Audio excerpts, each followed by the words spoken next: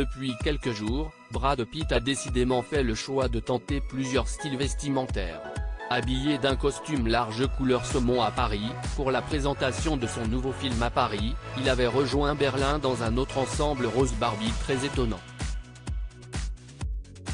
Mais cette fois, il a une fois encore prouvé que tout lui va, toujours dans la capitale allemande pour l'avant-première de Bullet Train, il est arrivé en jupe.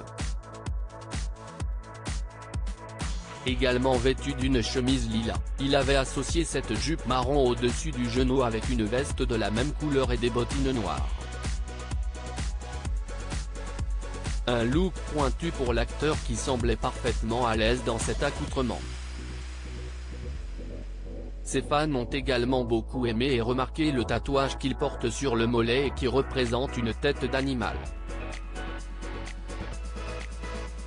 Il faut dire que Brad Pitt a toujours bien aimé le style unisexe. Il y a près de 20 ans, alors qu'il faisait la promotion de Troy, il avait milité pour que les hommes portent des jupes, déclarant que ce serait un jour à la mode. Et quelques années plus tôt, il avait lui-même posé en robe pour la couverture du magazine Rolling Stone, devant l'objectif du photographe Marc Seliger.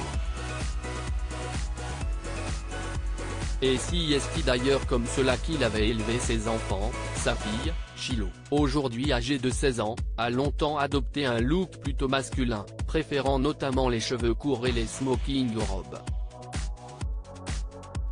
Désormais, l'adolescente a changé Davis et il n'est pas rare de la voir en robe de soirée lorsqu'elle accompagne sa mère à des avant-premières. Parfait mélange de ses deux parents, Shiloh, née en 2006 en Namibie, est au cœur, comme ses frères et sœurs, du divorce de leurs parents, Brad Pitt et Angelina Jolie.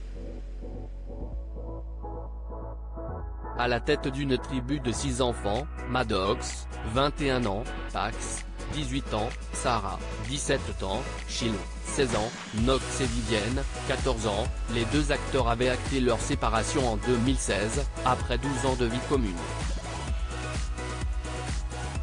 Depuis, la guerre est lancée entre eux, notamment au niveau de la garde des enfants. Angelina Jolie, qui évoque une dispute très violente entre son ex-mari et leur fils aîné, demande la garde exclusive, ce qu'elle n'a pour le moment pas obtenu. Leur domaine de Provence et leur exploitation de vin sont également au cœur de leurs préoccupations.